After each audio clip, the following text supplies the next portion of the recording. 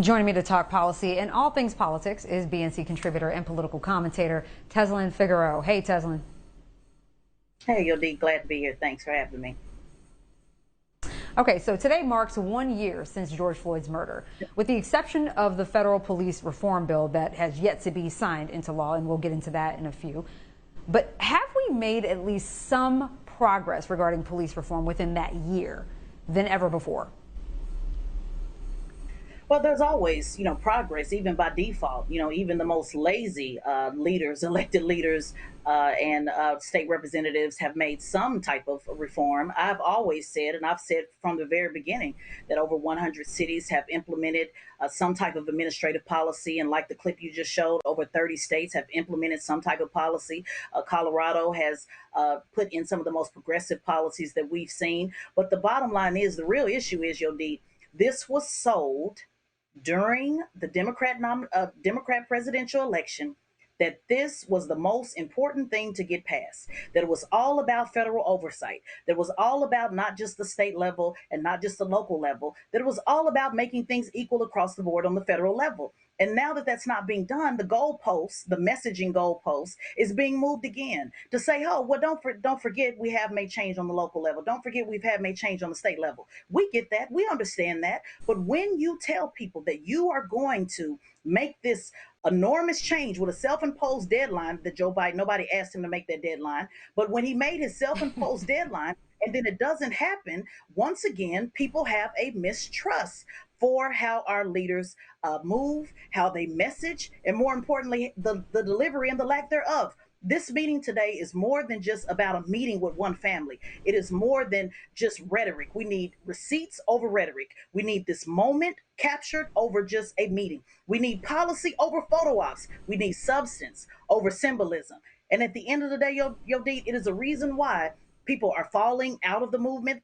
Like the segment you had a couple of segments before me talking about, people are no longer really paying attention because they are tired and sick and tired of being tired. Ronald Green, that case, this country should be talking about that day in, day out. And they're not. And I'm afraid, Yodit, that we have been rocked back to sleep. So I was going to ask you about your thoughts with, the Floyd family visiting the White House, and given the fact that the police reform bill in Georgia's name has yet to be passed. So they're meeting members of Congress, and they're the ones that are stalling and keeping this bill in limbo. So some say, good intentions and friendly invites to meet members of Congress and the president isn't really sufficient while this, bill is still not being signed. What are your thoughts? Do photo ops and families going to see the president when there's so much work to be done and has yet to be done hurt the cause? Well, I mean, to be honest with you, that to me, that was more beneficial to Joe Biden than it was to actually move the policy. Let's just talk about it for what it is. The policy wasn't signed today, period. The law wasn't signed today. So the reality of it is, he met with one family, which is great. If he was checking on the family, wanted to make sure they're doing well. But my concern is, what about all of the other families? What about all of the other families that have yet to receive justice, or what could possibly happen tomorrow? What about Ronald Green's family? To me, we really have to be honest. If this was Trump that invited a family without delivering the policy, they would call it a photo op. Let's just be honest about it. I don't believe in Democrat, Republican, Trump, Biden. I've called them all on the carpet, from Trump, Biden, and every candidate that ran for the Democrat nomination. I am interested in the people. I'm not interested in just one particular family or one particular incident, but that we have police reform overhauled across the board on the federal, the state, and the local. It's not my job to be optimistic.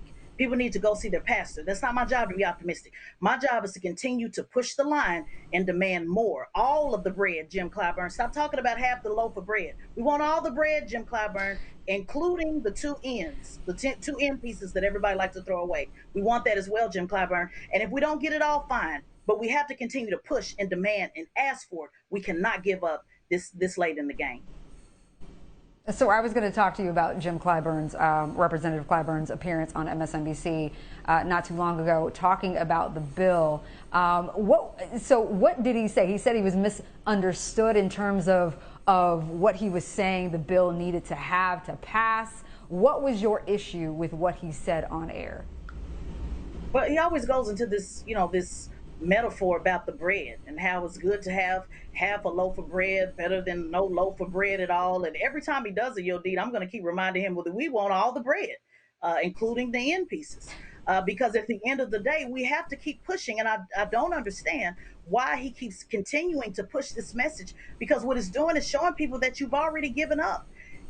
There's talk that a lot of the qualified immunity will not be put in the bill, ending qualified immunity. So it's almost as if they're preparing Hmm. people for this great disappointment. And I would just rather folks be honest, which is really hard to get politicians to do. But just be honest about it. Don't try to change the narrative and shift it up and use metaphors about good apples and bad apples and bread and groceries and all of that. Let's just go ahead and be honest with the people. You weren't able to get it done. Period. End of discussion.